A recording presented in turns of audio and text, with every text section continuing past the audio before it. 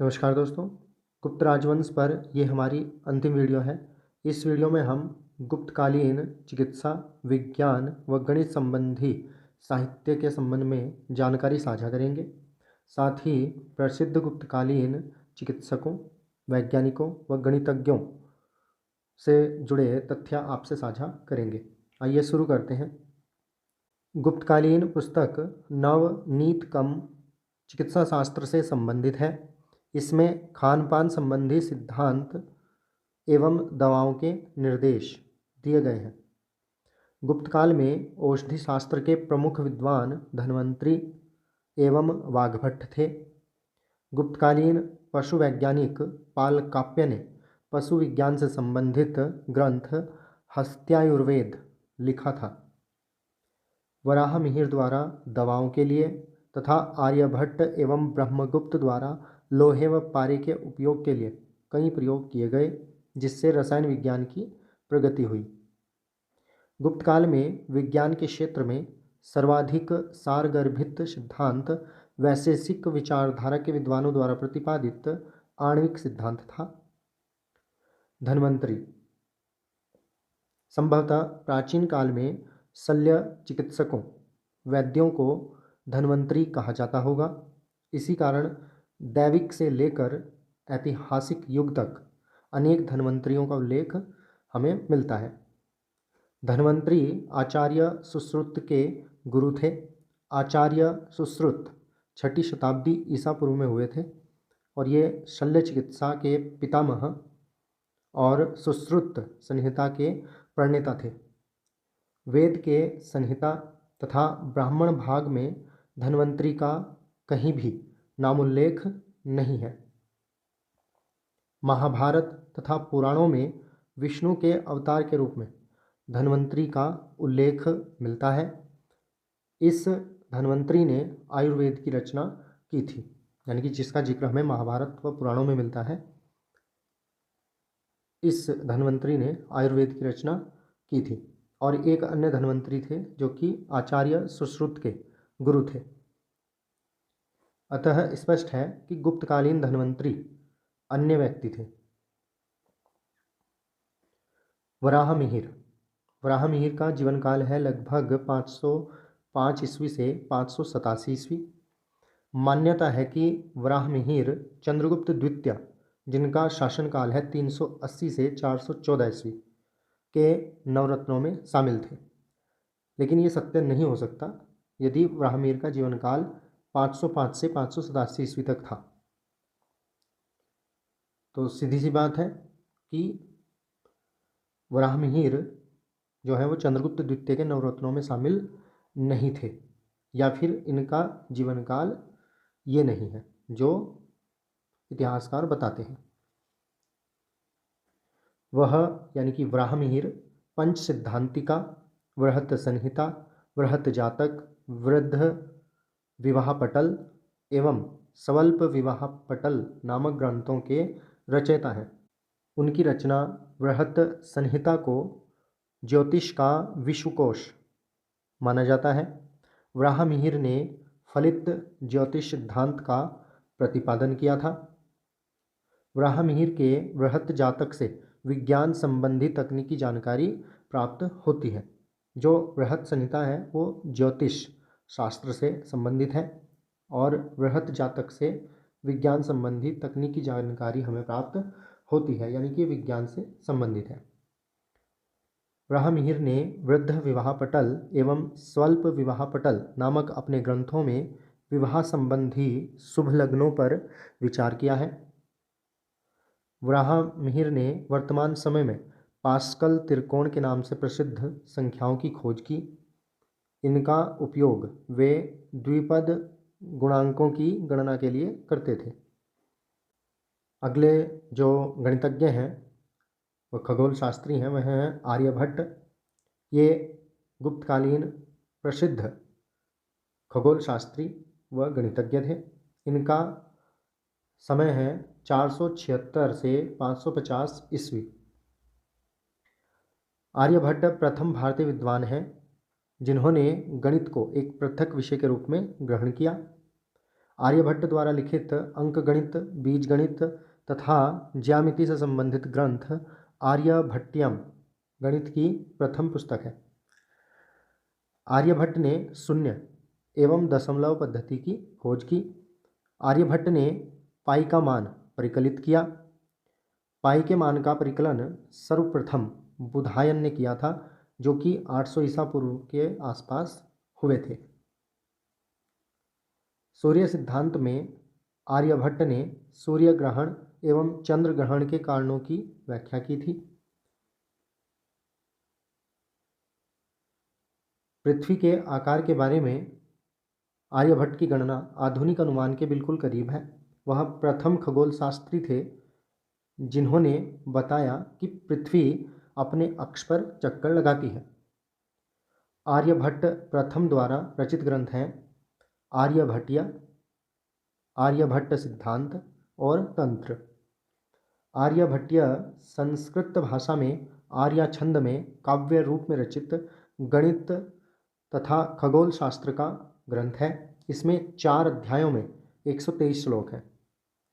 उन्होंने अपने आर्यभट्टिय नामक ग्रंथ में 33 श्लोकों में गणित विषयक सिद्धांत तथा 75 श्लोकों में खगोल विज्ञान विषयक सिद्धांत तथा इसके लिए यंत्रों का भी निरूपण किया है। आर्यभट्टिय में 4 अध्याय हैं जो कि इस प्रकार से हैं। पहला 10 गीतिका पाद, सबसे छोटा अध्याय है ये, केवल 13 श्लोकों का है, परंतु इसमें बहुत सी सामग्री भर दी गई है। दूसरा जो अध्याय है वह है गणित पाद, खगोलीय अचर तथा ज्या सारणी यानी कि साइन टेबल और गणनाओं के लिए आवश्यक गणित से संबंधित है ये। तीसरा अध्याय है काल क्रियापाद, समय विभाजन तथा ग्रहों की स्थिति की गणना के लिए इस अध्याय में नियम दिए गए हैं। आर्यभट्टिय में चौथा अध्याय है गोलपाद, इसमें त्रिकोणमितीय समस्याओं के हल के लिए नियम दिए गए हैं तथा ग्रहण की गणना दी गई है। आर्यभट्टिय ग्रंथ को यह नाम आर्यभट्ट ने नहीं दिया था। इस नाम का उल्लेख भास्कर प्रथम ने अश्मक तंत्र या अश्माका के लेखों में किया है। इसे कभी कभी आर्य शत अष्ट के नाम से भी जाना जाता है, अर्थात आर्यभट्ट के 108, क्योंकि समुचे ग्रंथ में 108 छंद हैं। साथ ही परिचयात्मक 13 अतिरिक्त छंद हैं। आर्यभट्ट की गणना के अनुसार पृथ्वी का आवर्तकाल अर्थात स्थिर तारों के संदर्भ में पृथ्वी की अवधि, जिसे नक्षत्र दिवस भी कहा जाता है, इसकी अवधि थी 23 घंटे 56 मिनट और 4.1 सेकंड, जबकि आधुनिक समय अवधि 23 घंटे 56 मिनट और 4.091 सेकंड है। आर्यभट्ट की गणना के अनुसार पृथ्वी की परिधि 39,968.0583 किलोमीटर है, जो इसके वास्तविक मान 40,075.0167 किलोमीटर से केवल 0.2% कम है। अगले जो विद्वान थे गुप्त काल के, वह थे ब्रह्मगुप्त। इनका समय था 598 से 668 ईस्वी। ब्रह्मगुप्त प्रसिद्ध भारतीय गणितज्ञ थे। वे उज्जैन मध्य प्रदेश की अंतरिक्ष प्रयोगशाला के प्रमुख थे। ब्रह्मगुप्त आबू पर्वत तथा लूणी नदी के बीच स्थित भीनमाल नामक ग्राम के निवासी थे। इनके पिता का नाम जिष्णु था। इन्होंने प्राचीन ब्रह्म पितामह सिद्धांत के आधार पर ब्रह्म स्फुट सिद्धांत और खंड खाद्यक या खंड खाद्य पद्धति नामक ग्रंथ लिखे थे। ये क्रमशः इन्होंने 628 ईस्वी और 665 ईस्वी में लिखे थे। इन ग्रंथों का क्रमशः अनुवाद अरबी भाषा में अल फजारी ने अल हिंद वल हिंद और याकूब इब्न तारिक ने अल अकरंद के नाम से किया था। ब्रह्मगुप्त ने न्यूटन से काफ़ी पहले कहा था कि प्रकृति के नियम के अनुसार सभी चीज़ें धरती पर गिरती हैं। क्योंकि पृथ्वी की प्रवृत्ति चीज़ों को अपनी ओर आकर्षित कर उन्हें रखने की है। ब्रह्मगुप्त ने द्विघातीय अनिर्धार्य समीकरणों अर्थात पेल के समीकरणों, जो कि इस रूप में होते हैं x² - ny² बराबर 1, इनको पेल का समीकरण कहा जाता है। इनके हल की विधि चक्रवाल विधि की भी खोज की थी। चक्रवाल विधि अनिर्धार्य वर्ग समीकरणों को हल करने की एक प्राचीन भारतीय विधि है। चक्रवाल विधि के आविष्कार का श्रेय प्राय भास्कर द्वितीय को दिया जाता है, किंतु कुछ लोग इसका श्रेय जयदेव को भी देते हैं। अनिर्धारणीय वर्ग समीकरणों को हल करना बहुत कठिन समस्या है, क्योंकि x और y के मान बहुत बड़े आते हैं। यूरोप में इसका हल विलियम ब्राउंकर ने 1657-58 में निकाला था। ब्रह्मगुप्त गणित के सिद्धांतों का ज्योतिष में प्रयोग करने वाला प्रथम व्यक्ति था। ब्रह्मगुप्त का सबसे महत्वपूर्ण कार्य चक्रीय चतुर्भुज पर है। उन्होंने बताया कि चक्रीय चतुर्भुज के विकर्ण परस्पर लंबवत होते हैं। ब्रह्मगुप्त ने चक्रीय चतुर्भुज के क्षेत्रफल ज्ञात करने का सन्निकट सूत्र तथा यथार्थ सूत्र भी दिया था। चक्रीय चतुर्भुज के क्षेत्रफल का सन्निकट सूत्र है ये P+R/2 और Q+S/2 इन दोनों भिन्नों के आपस में गुणा करके क्षेत्रफल निकाला जा सकता है। दूसरा यथार्थ सूत्र था ये जो आप यहाँ पर देख रहे हैं T-P ब्रैकेट में, फिर T-Q ब्रैकेट में, T-R ब्रैकेट में, T-S ये भी ब्रैकेट में, इन सब की आपस में गुणा करके इनका वर्गमूल, जहाँ पर T जो है चक्रीय चतुर्भुज का अर्ध परिमाप है और PQRS उसकी भुजाओं की माप है। त्रिभुज का क्षेत्रफल निकालने का हेरोन का सूत्र इसका एक विशिष्ट रूप है, जो यथार्थ सूत्र है इसका। यहाँ पर PQRS जो है क्या है, चक्रीय चतुर्भुज की चारों भुजाओं की माप है दोनों ही सूत्रों में। अब बात करते हैं भास्कर प्रथम की। इनका जीवन काल था लगभग 600 ईस्वी से 680 ईस्वी। भारतीय गणितज्ञ भास्कर प्रथम का जन्म एक भट्ट ब्राह्मण परिवार में लगभग 600 ईस्वी के आसपास हुआ। उन्होंने आर्यभट्ट की कृतियों पर टीका लिखी और उसी संदर्भ में ज्या x यानी कि sin x का परिमेय मान बताया, जो अनन्य और अत्यंत उल्लेखनीय है। आर्यभट्टीय पर उन्होंने 629 ईस्वी में आर्यभट्टीय भाष्य नामक टीका लिखी। उन्होंने महाभास्करीय एवं लघु भास्करीय नामक 2 खगोल शास्त्रीय ग्रंथ भी लिखे। महाभास्करीय में 8 अध्याय हैं। 7वें अध्याय के श्लोक 17, 18 और 19 में उन्होंने sin x का सन्निकट मान निकालने का निम्नलिखित सूत्र दिया है। यह सूत्र उन्होंने दिया है। इस सूत्र को उन्होंने आर्यभट्ट द्वारा दिया हुआ बताया है। इस सूत्र से प्राप्त ज्या x यानी कि sin x के मानों का आपेक्षिक त्रुटि 1.9% से कम है। अधिकतम विचलन जो आता है वो x का मान जब 0 होता है तब अधिकतम विचलन होता है।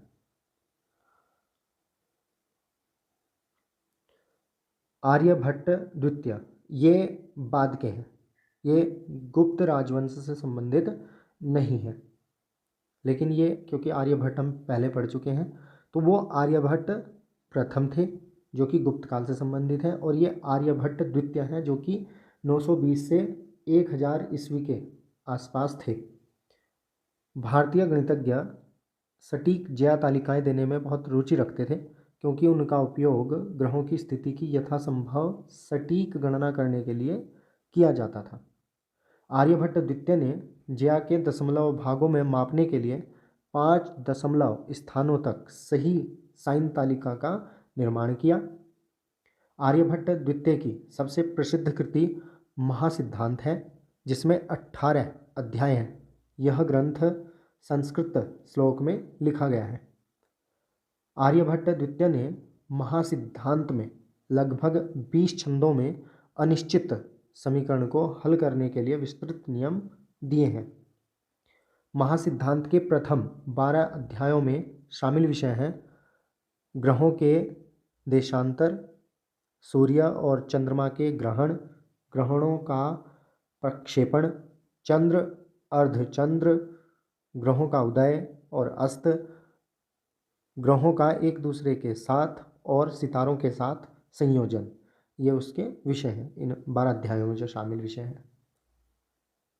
महासिद्धांत के शेष 6 अध्याय ग्रहों के देशांतरों के अनुप्रयोगों के साथ ज्यामिति, भूगोल और बीजगणित जैसे विषयों पर चर्चा करते हैं।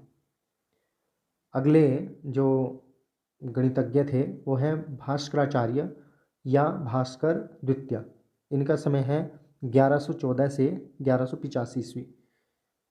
भास्कराचार्य या भास्कर द्वितीय प्रसिद्ध प्राचीन भारतीय गणितज्ञ एवं ज्योतिषी थे। उन्हें मध्यकालीन भारत का सर्वश्रेष्ठ गणितज्ञ माना जाता है। इनके द्वारा रचित मुख्य ग्रंथ सिद्धांत शिरोमणि है, जिसमें लीलावती, बीजगणित, ग्रहगणित तथा गोलाध्याय नामक 4 भाग हैं। ये 4 भाग क्रमशः अंकगणित, बीजगणित, ग्रहों की गति से संबंधित गणित तथा गोले से संबंधित गणित से संबंधित हैं। इनमें से प्रथम 2 लीलावती और बीजगणित स्वतंत्र ग्रंथ हैं और अंतिम 2 ग्रहगणित और गोलाध्याय सिद्धांत शिरोमणि के नाम से प्रसिद्ध हैं।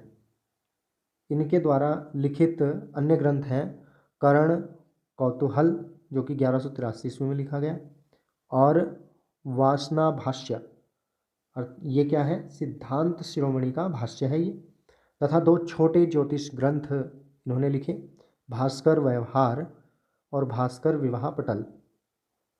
आधुनिक युग में धरती की गुरुत्वाकर्षण शक्ति की खोज का श्रेय न्यूटन को दिया जाता है। भास्कराचार्य ने अपने सिद्धांत शिरोमणि ग्रंथ में पृथ्वी के गुरुत्वाकर्षण के बारे में लिखा है कि पृथ्वी आकाशीय पदार्थों को विशिष्ट शक्ति से अपनी ओर खींचती है, इस कारण आकाशीय पिंड पृथ्वी पर गिरते हैं। भास्कराचार्य प्रथम भारतीय गणितज्ञ थे जिन्होंने पूर्ण विश्वास के साथ कहा कि किसी संख्या में शून्य से भाग देने पर भागफल का मान अनंत होगा। उन्होंने बताया कि जिस संख्या के हर स्थान में शून्य हो वह संख्या ख-हर अर्थात अनंत होगी। बीजगणित के समीकरण को हल करने में उन्होंने चक्रवाल का तरीका अपनाया, यानी कि चक्रवाल विधि अपनाई। इसके बाद 6 शताब्दियों के बाद यूरोपियन गणितज्ञों जैसे कि गेलोयस, यूलर और लैंग्रेज ने इस तरीके की फिर से खोज की और इसे इनवर्स साइक्लिक कहकर पुकारा। किसी गोलार्ध का क्षेत्र और आयतन निश्चित करने के लिए समाकलन गणित के प्रयोग का वर्णन पहली बार सिद्धांत शिरोमणि में ही मिलता है। इसमें त्रिकोणमिति के कुछ महत्वपूर्ण सूत्र, प्रमेय तथा क्रमचय और संचय का विवरण मिलता है। इन्होंने ही अंकगणितीय क्रियाओं का सर्वप्रथम अपरिमेय राशियों में प्रयोग किया। गणित को इनकी सर्वोत्तम देन चक्रीय विधि द्वारा आविष्कृत अनिश्चित एक घातीय और वर्ग समीकरण के व्यापक हल हैं। कर्ण कौतूहल में खगोल विज्ञान की गणना है। यद्यपि यह कृति प्रथम पुस्तक की तरह प्रसिद्ध नहीं है, यानी कि सिद्धांत शिरोमणि की तरह, फिर भी पंचांग आदि बनाने के समय से अवश्य देखा जाता है कर्ण कौतूहल को। ये खगोल विज्ञान से संबंधित है और पंचांग बनाते समय इसको देखते हैं। खगोलविद के रूप में भास्कर द्वितीय अपनी तात्कालिक गति की अवधारणा के लिए प्रसिद्ध है। यह खगोल वैज्ञानिकों के लिए ग्रहों की गति का सही पता लगाने में सहायक है। बीजगणित में भास्कर ब्रह्मगुप्त को अपना गुरु मानते थे और उन्होंने ज़्यादातर ब्रह्मगुप्त के काम को ही आगे बढ़ाया। भास्कराचार्य का जन्म विज्जड़वीड़ नामक गांव में हुआ था, जो संभवतः सह्याद्री पहाड़ियों में स्थित था। डॉक्टर भाऊदाजी द्वारा महाराष्ट्र में पाटण गांव के एक मंदिर में खोजे गए एक शिलालेख के अनुसार भास्कराचार्य के पिता का नाम महेश्वर भट्ट था और भास्कराचार्य ने अपने पिता महेश्वर भट्ट से ही गणित, ज्योतिष, वेद, काव्य, व्याकरण आदि की शिक्षा प्राप्त की थी। गणितज्ञ भास्कराचार्य के नाम से भारत ने 7 जून 1979 को छोड़े गए उपग्रह का नाम भास्कर प्रथम तथा 20 नवंबर 1981 को छोड़े गए दूसरे उपग्रह का नाम भास्कर 2 रखा। उम्मीद करता हूँ कि वीडियो आपको पसंद आया होगा। इसमें हमने गुप्तकालीन चिकित्सकों, वैज्ञानिकों व गणितज्ञों व खगोल शास्त्रियों का अध्ययन किया। साथ ही इसमें हमने आर्यभट्ट द्वितीय और भास्कराचार्य या भास्कर द्वितीय के बारे में भी आपको बताया, ताकि कोई कन्फ्यूज़न न रहे।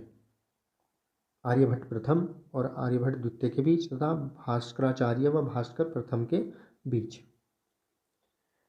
Thanks for watching. Please like and share the video and subscribe my channel.